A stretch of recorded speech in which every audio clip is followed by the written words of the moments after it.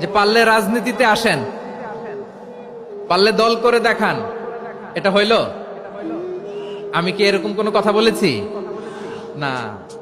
আমি একজন মুফাসসিরে কোরআন, আমি একজন আলেম, এর বাইরেও আমার সবচেয়ে বড় পরিচয় আম আ সিটিজেন অফ বাংলাদেশ। আমি বাংলাদেশের একজন সাধারণ নাগরিক।